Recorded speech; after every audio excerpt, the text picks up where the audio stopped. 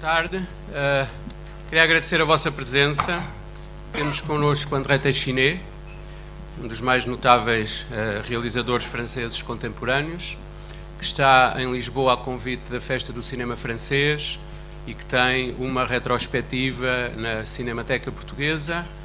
E a Midas tinha já editados 2 filmes do André Téchiné, o Lugar do Crime e o Rendezvous, e por esta ocasião achámos importante editar mais 4 filmes muito representativos da sua obra, e é isso que estamos hoje aqui a fazer.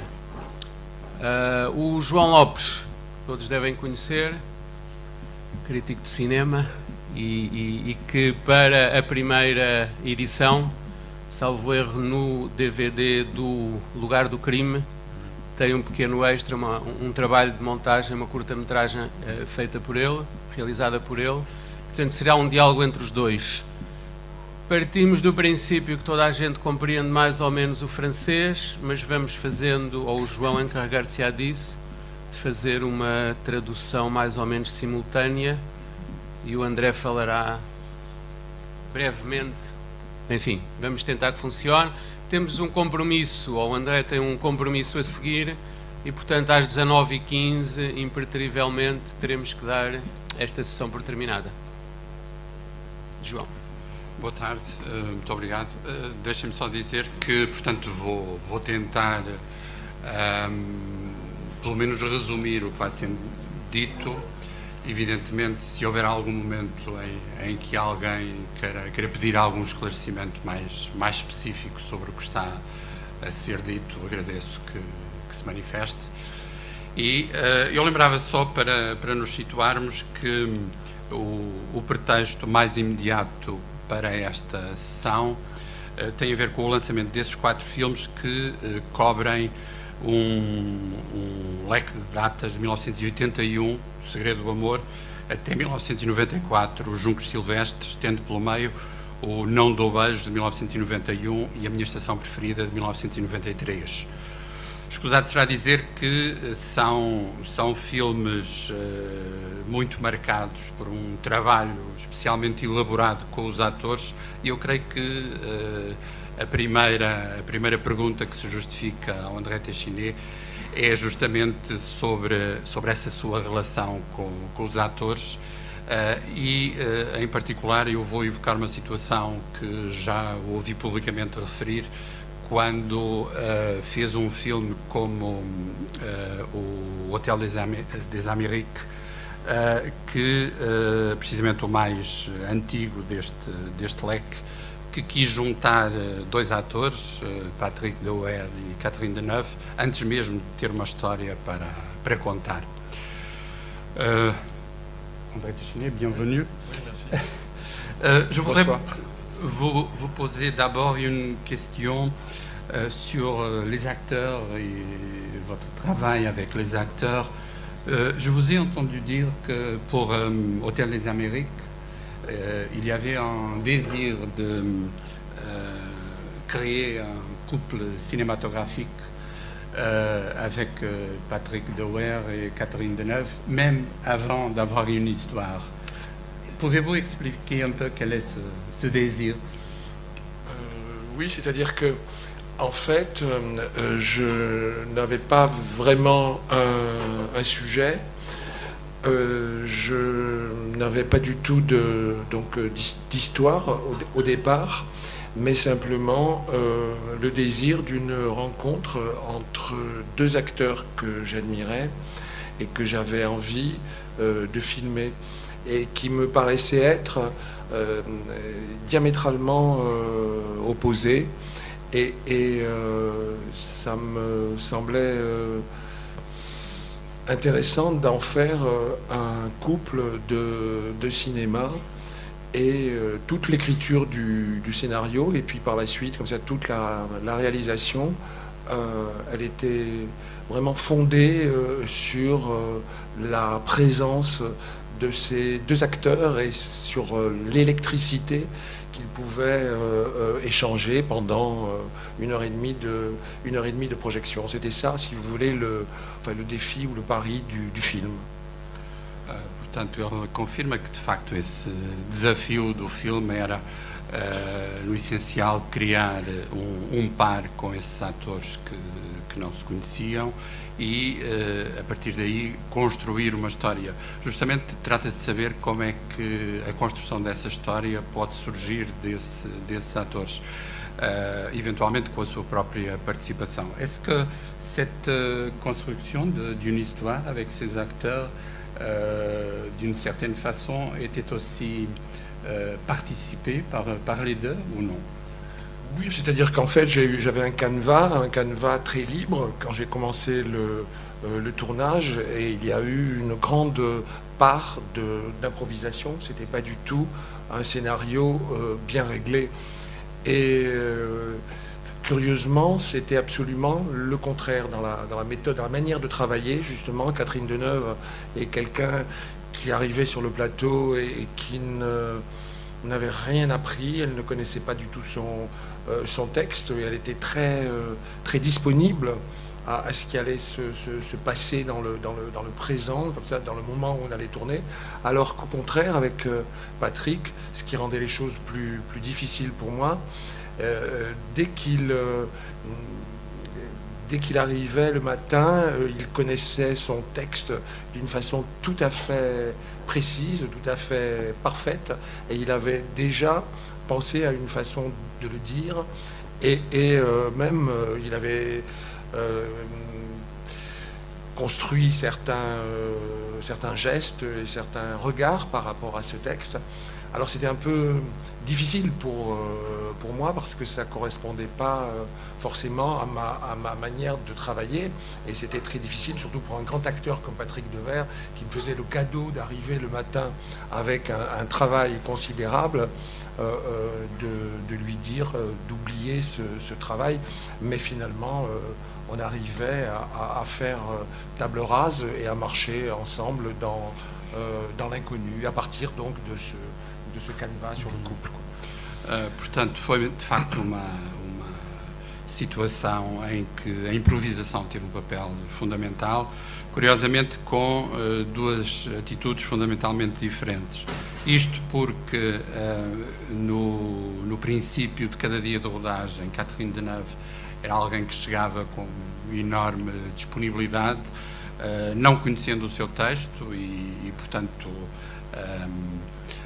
com todas as possibilidades de improvisação em aberto, enquanto que Patrick Devers, pelo contrário, tinha uma atitude completamente oposta, se assim posso dizer, porque não só sabia o seu texto, como, inclusivamente, por vezes tinha já gestos previstos para a maneira de o dizer.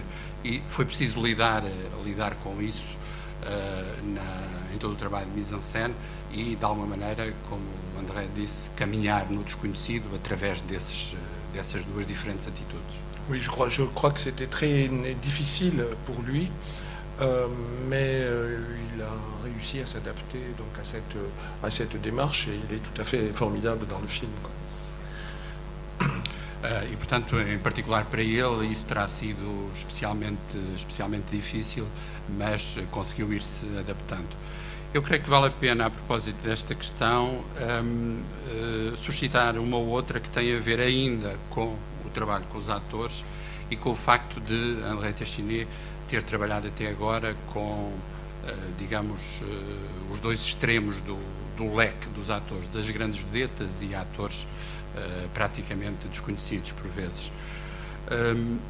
Je crois qu'on peut dire que dans votre travail, vous avez choisi soit des stars pour vos films, et je pense d'abord évidemment à Catherine Deneuve, mais aussi parfois des acteurs inconnus, je ne sais si je peux pas dire amateurs.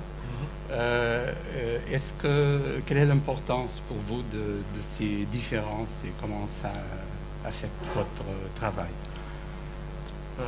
En fait, je crois que ce qui m'intéresse le moins, mais c'est pas un jugement de valeur, hein, c'est un goût personnel. Ce qui m'intéresse le moins, c'est finalement chez un acteur la dimension du métier, si vous voulez. Et donc j'aime pas les acteurs qui ont du métier, qui ont un savoir-faire et qui ont souvent aussi un emploi. Et donc je cherche un peu toujours une manière, un moyen d'éviter donc ce ronron comme ça du métier, cette routine, si vous voulez, du métier, soit par le haut, donc en faisant appel à des stars comme justement Catherine Deneuve ou Patrick Devers, qui dépassent complètement, pour moi, le cadre du métier, ou soit, alors au contraire, avec des débutants qui n'ont aucune espèce d'expérience et qui ont une fraîcheur comme ça par rapport à la caméra. Et le rapport entre des acteurs très expérimentés et des acteurs qui ont la grâce du débutant et qui naissent en quelque sorte au cinéma, ça crée, je trouve, un échange qui est très enrichissant pour les deux, aussi bien pour les acteurs expérimentés que pour les acteurs qui débutent et qui sont évidemment réactifs par rapport à l'expérience des gens avec lesquels ils doivent jouer, qui sont devant eux, quoi. Portanto, trata-se de reagir, antes do mais, contra aquilo que André Teixeira chama a dimensão do métier. Tenho receio de não traduzir com exato rigor, mas enfim, o sentido profissional aplicado de forma automática ou académica, digo eu. Isso interessa ao menos. E nessa medida, por um lado, vedetas como as que referiu estão para além disso, no sentido em que, independentemente desse saber do métier, têm uma marca própria, enquanto que os principiantes, os não profissionais, as não vedetas, dão um contraponto que pode ser muito interessante em termos de mise-en-scène, e faço questão em traduzir em particular uma palavra que André Teixeira empregou, porque por vezes esses principiantes têm uma espécie de graça. D'ailleurs, de ce point de vue, dans justement ce coffret, il y a deux films qui témoignent de ça. Il y a le Hôtel des Amériques, qui est un film qui a été vraiment conçu pour deux vedettes, conçu et réalisé pour deux vedettes, et Des Roseaux Sauvages, qui est au contraire un film conçu et réalisé pour des inconnus qui n'avaient bien sûr aucune expérience de cinéma et qui étaient donc des adolescents qui débutaient dans la vie et qui avaient c'était pour la première fois qu'ils abordaient un film et une expérience cinématographique. Aliás, neste pacote de filmes há os dois exemplos extremos, digamos assim. Por um lado, o que já citámos, O Segredo do Amor, Hôtel des Amériques, concebido para esse par de vedetas, e o Juncos Silvestres, Les Roseaux Sauvages, que foi feito com atores principiantes. Valerá a pena perguntar até que ponto essa utilização de atores de diferentes origens e formações afeta ou não a própria relação com os espectadores. Mais je crois que cette question physique du choix des acteurs, enfin de ce qu'on appelle le casting, c'est ce qui donne de la présence et finalement c'est ce que je filme et c'est ce que évidemment le public voit à l'écran et pour moi c'est la chose la plus déterminante dans un film et dans un projet de cinéma. Porque essa escolha física dos atores é de facto um fator absolutamente determinante para os resultados do filme, em particular para a relação com os espectadores. Et justement, vous croyez que ces différences entre les acteurs, ça marque de quelque façon le rapport avec les spectateurs ou non? Est-ce que vous croyez que vos films ont marché bien, ou très bien, ou moins bien à cause de ça? Non, parce que c'est très paradoxal.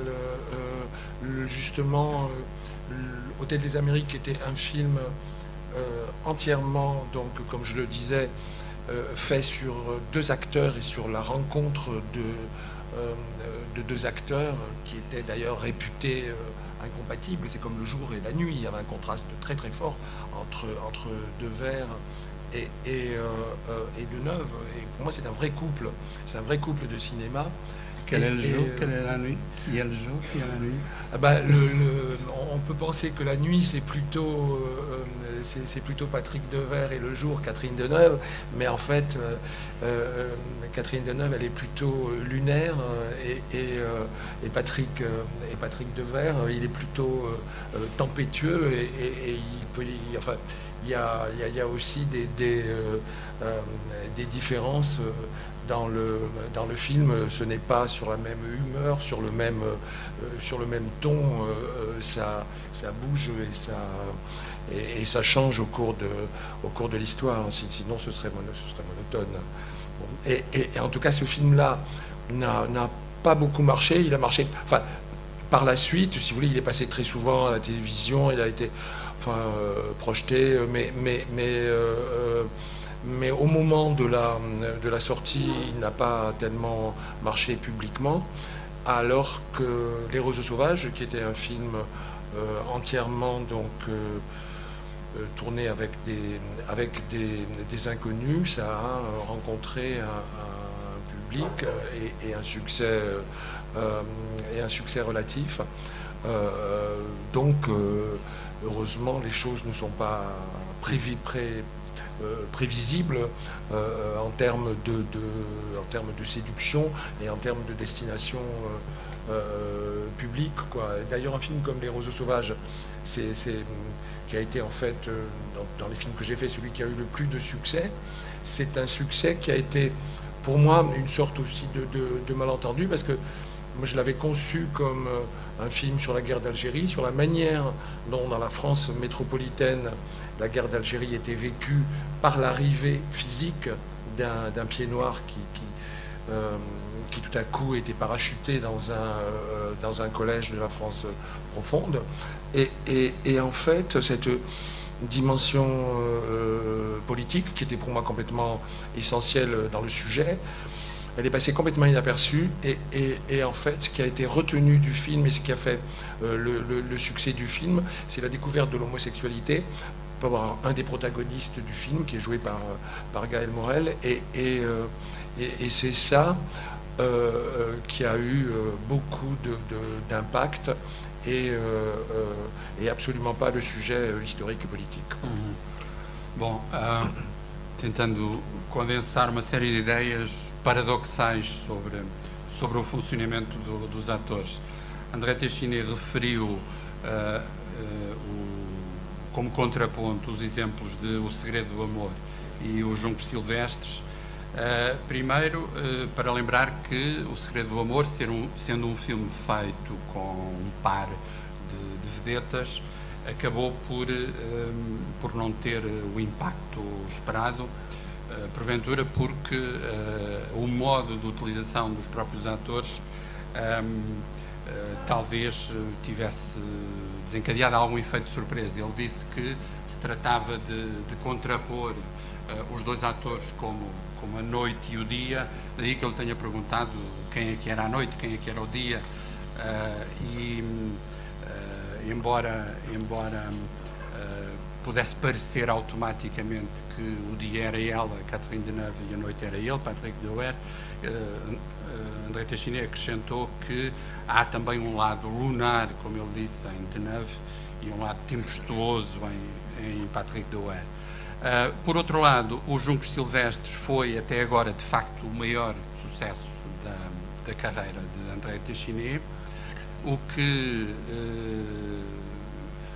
sendo evidentemente algo de interessante, ao mesmo tempo, nesse caso concreto, o realizador considera que terá havido algum mal-entendido, no sentido em que ele construiu muito o filme como uma abordagem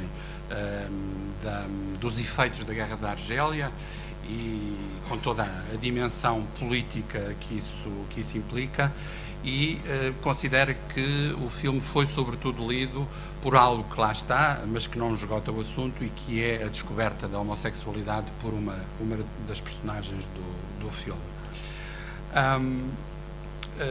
Vous avez parlé plusieurs fois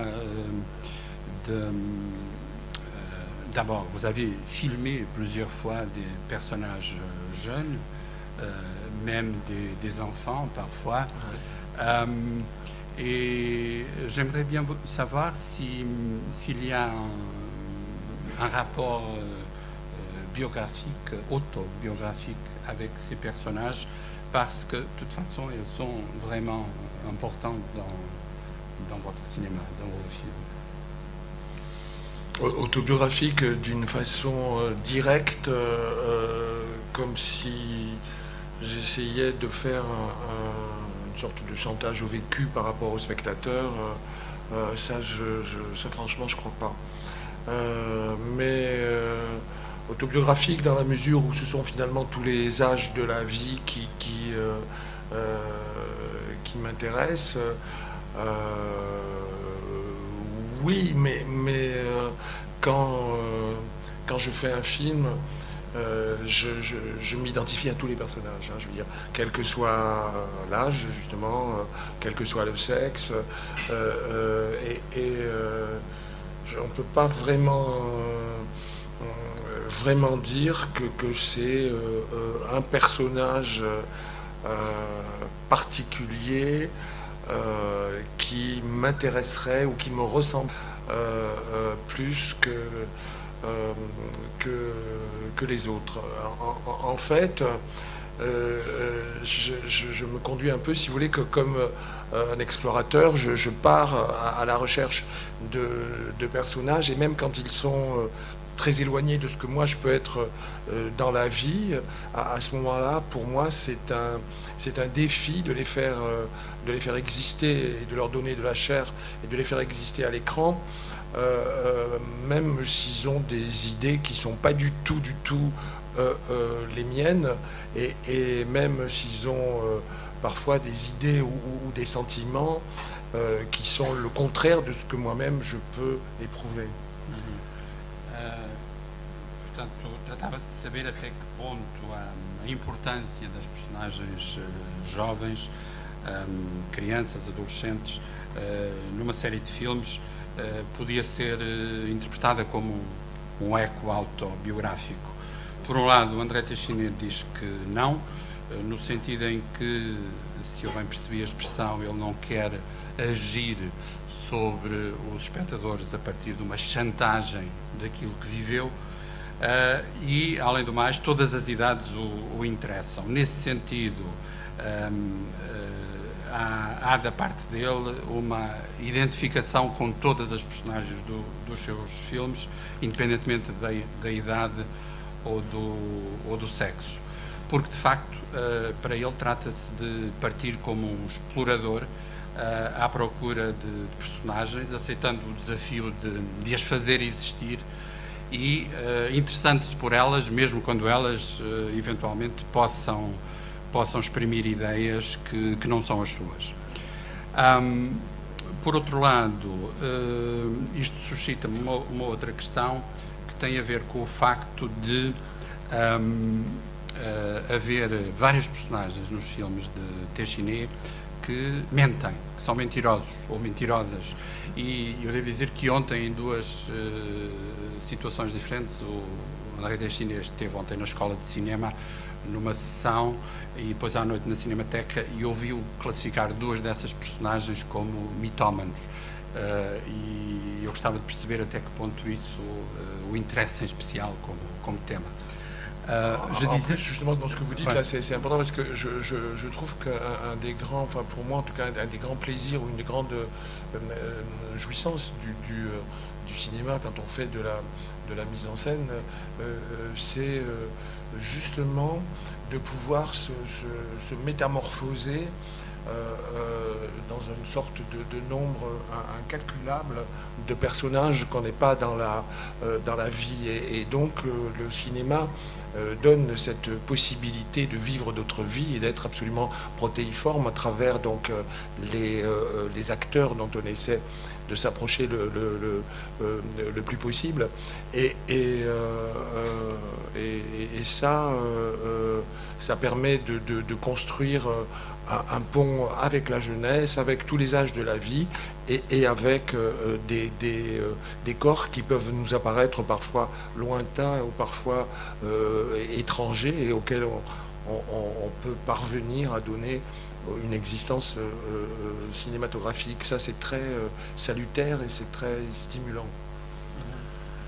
Portanto, esclarecendo ainda a propósito do ponto anterior, há processo de metamorfose no trabalho cinematográfico que se traduz na criação de número incalculável de personagens através das quais o próprio realizador pode viver outras vidas, de algum modo estabelecendo pontes com, por exemplo, outras idades da existência e também com corpos que possam parecer longínquos e estranhos ou estrangeiros e que, de algum modo, podem ser aproximados através desse trabalho de mise en scène. Pour moi, c'est plus excitant finalement de devenir quelqu'un d'autre que de faire un autoportrait. É mais excitante tornar-se outro do que fazer autoretrato. Hier, je vous ai écouté, notamment à l'école de cinéma, en parlant du garçon Le lieu du crime et de la fille de votre dernier film, La fille du RER, qui est passé hier soir à la Cinémathèque. Oui. Et vous avez employé le même mot pour les définir, mythomane. Oui, c'est vrai, c'est le cas. Enfin, ce sont des menteurs. Oui, ce sont des menteurs, voilà. Et je crois, je ne sais pas si c'est trop de dire comme ça, mais il y a beaucoup de menteurs dans vos films. Oui, mais mais les mensonges, ce sont des créations aussi. Bon, pas forcément des créations au sens artistique, mais enfin, c'est une grande preuve d'imagination, de déformer comme ça la réalité. Et c'est vrai que les menteurs, ça me passionne beaucoup. Oui. Oui. On peut demander pourquoi? Pourquoi je sais pas. C'est la même aussi manière que je fais des films. Le cinéma est aussi un mensonge. Tout ce qui est dans le domaine, moi je crois, de la création, c'est forcément un artifice, quoi. Portanto, confirma-se, é mesmo verdade que há personagens que mentem e que por vezes têm mesmo um comportamento mitómano e portanto, André Téchiné reconhece que esse tema ou que essas personagens o interessam em particular e estabeleceu de algum modo um paralelo dizendo que há também uma dimensão de mentira no fazer cinema que, digo eu, funciona como uma espécie de rima com essas personagens. Eu vou colocar mais uma questão. D'ailleurs, ce que vous dites, ça me fait penser à une phrase de Pirandello, justement, que le mythomane, justement, est un artiste raté. Quoi. Bon, est un artiste raté. Ah, bom. Oui. Portanto, ele evoca uma frase de Pirandello dizendo que precisamente o mitómano é um artista falhado. Eu sugeria fazer mais uma pergunta e depois passar a palavra à assistência, quem quiser fazer perguntas, suscitar alguma questão.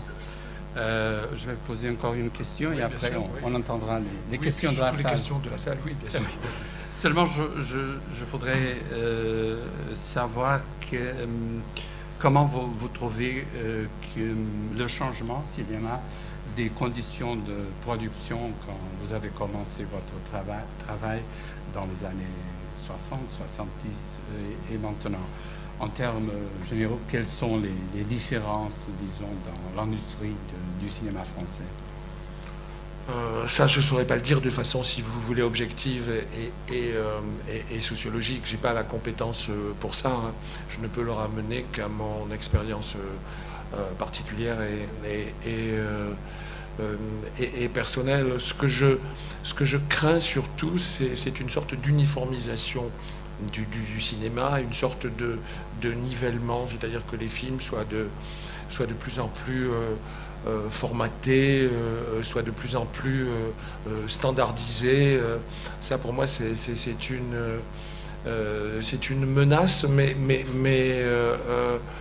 j'ai l'impression que c'est une menace aussi qui a toujours existé, parce que si on lit par exemple la correspondance des cinéastes qu'on aime, enfin bon, je pense à Fritz Lang, à Jean Renoir, enfin bon, peu importe, des cinéastes extrêmement très connus comme ça qui appartiennent au panthéon du cinéma, on se rend compte que les problèmes avec la production et que les problèmes avec les idées commerciales et le public finalement étaient absolument semblables. Bon, même s'il y a eu forcément une sorte d'évolution dans les techniques narratives ou même dans les nouvelles technologies comme ça. Mais ça, c'est purement, si vous voulez, formel. Mais en même temps, dans le fond, je crois que c'est un peu que c'est un peu la même chose, c'est-à-dire que si je pense aux deux cinéastes que je citais, Renoir et Fritz Lang, ils ont essayé de s'approprier des commandes et de faire œuvre personnelle à partir de certaines commandes. Par exemple, quand ils ont travaillé à Hollywood, et ça, pour moi, beaucoup plus forcément modestement, comme on dit, ça a une valeur d'usage. Donc j'ai l'impression que le cinéma que je fais ou que je préconise, c'est aussi un cinéma de la commande où j'essaie de rendre forcément ces commandes le plus personnel par rapport à mon exigence, en tout cas, à mon exigence de cinéma. A questão tinha a ver com as diferenças que se podem nomear entre o contexto de produção dos anos 60, 70, quando a André Téchiné começou, e o atual. Por um lado, considera que não tem propriamente uma tese sobre isso, só pode responder em função da sua experiência particular, e parece-lhe existir atualmente uma dimensão de uniformização, de nivelamento e por vezes de formatação da produção, que é o fator mais preocupante. Ao mesmo tempo, e relativizando essa questão, considera que, no fundo, essa ameaça sempre existiu e, citando em particular dois cineastas, Fritz Lang e Jean Renoir, que pertencem ao panteão dos grandes autores, é possível perceber, por exemplo, através da respectiva correspondência, que eles também se confrontaram com um problema semelhante e que, de algum modo, foram levados, em particular, quando ambos trabalharam no contexto de Hollywood, a adotar uma posição de aceitação das encomendas para produzir uma obra pessoal. Nesse sentido, André Téchiné, sem querer confundir as épocas ou as personagens, gosta de se definir como, vê nisso um valor de exemplo, e gosta de se definir como um cineasta das encomendas, ou seja, alguém que não tem problemas em lidar com encomendas de produção, tentando a partir daí fazer um trabalho em que fique inscrita uma dimensão mais pessoal. Je parlais des grands monuments du passé comme Fritz Lang ou Renoir, mais plus près de nous, enfin aujourd'hui, moi je dis ça parce que j'ai vu récemment le film de Tim Burton, par exemple Alice au Pays des Merveilles, qui est un film produit par une grande compagnie, par Walt Disney, bon, qui est un film vraiment industriel, et en même temps, par la singularité de sa personnalité, Tim Burton arrive a en faire une œuvre complètement personnelle. E, portanto, são exemplos que não se esgotam no passado, e justamente um exemplo muito próximo é o de Tim Burton, que, trabalhando com um grande estúdio, como a Disney, fez da sua Alice no País das Maravilhas um filme absolutamente pessoal. Je crois qu'avec le cinéma, il faut toujours ruser, en fait. Portanto, com o cinema é preciso jogar na ambiguidade, digo eu. A palavra ruser não é fácil. Ruser avec les forces économiques et financières, quoi.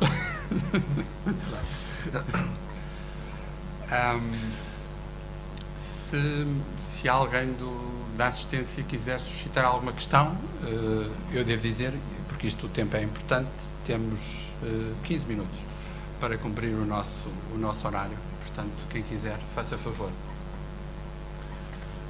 E há um microfone para pôr as perguntas, se quiserem.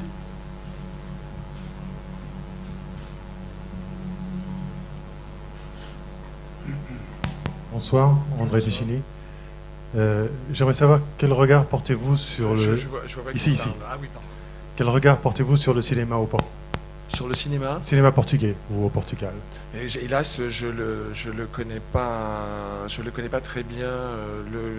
Le dernier film portugais que j'ai vu, il faut dire aussi que là récemment j'ai eu la chance d'enchaîner plusieurs films, et donc pour être honnête, j'ai été très égoïste et je me suis beaucoup plus intéressé à mes propres films que j'étais en train de faire qu'aux films des autres. Et le dernier film portugais que j'ai vu, c'est un film qui s'appelle O Fantasma. Et c'est un film qui m'a beaucoup impressionné, que j'ai trouvé tout à fait formidable. Et bien sûr, je connais aussi les films d'Oliveira, mais autrement, j'aimerais bien le découvrir et le connaître davantage. Je suis tout à fait ouvert, mais pas suffisamment compétent pour en parler, mais en tout cas très curieux de le voir.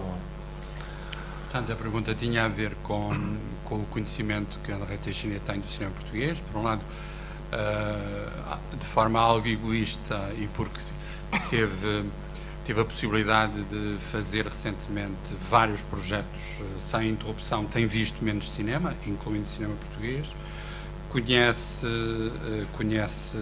a obra de Oliveira. O último filme português que o impressionou especialmente é O Fantasma, de João Pedro Rodrigues, e, enfim, mostrou evidentemente a sua disponibilidade para conhecer mais. Bonsoir. Pourquoi rassembler les 4 films qui sont dans la boîte là? Est-ce qu'il y a un fil conducteur? Est-ce qu'il y a un élément commun entre ces 4 films? Alors ça, c'est pas du tout moi qui ai décidé, heureusement d'ailleurs, parce que ça, je suis incapable de le faire. C'est pas du tout moi qui ai décidé de ce choix, mais en tout cas, par rapport à ce que je vous disais tout à l'heure sur des films avec des vedettes et pour des films avec des inconnus, c'est un bon exemple, parce que J'embrasse pas, le rôle principal, c'est évidemment un inconnu qui faisait du cinéma pour la première fois. Hôtel des Amériques, c'est un couple de vedettes.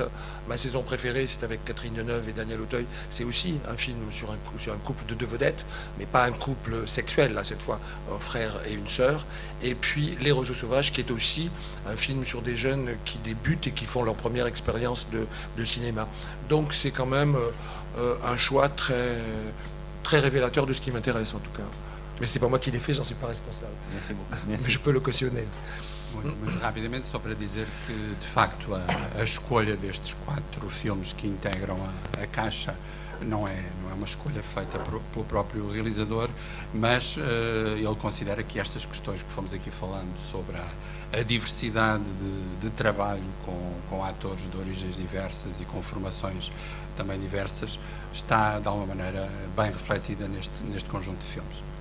Mais en tout cas, justement, quand je disais là, parce qu'il fallait toujours ruser un peu avec le système, un film comme J'embrasse pas, c'est vrai que le personnage principal, c'était un inconnu, c'était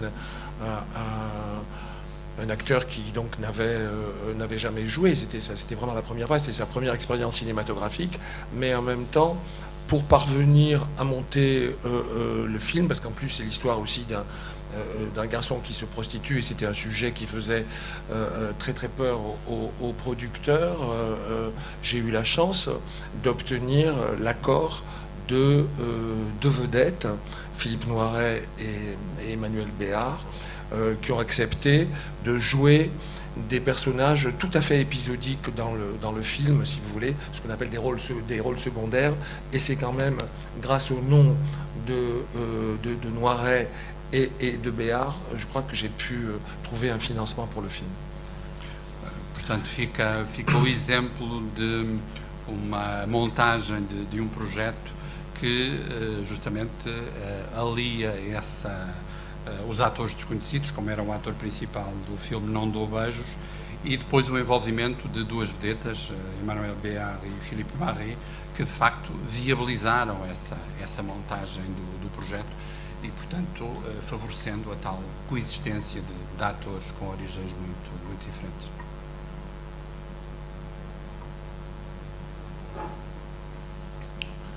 Bon, écoutez, je vous remercie en tout cas pour votre attention. Merci beaucoup.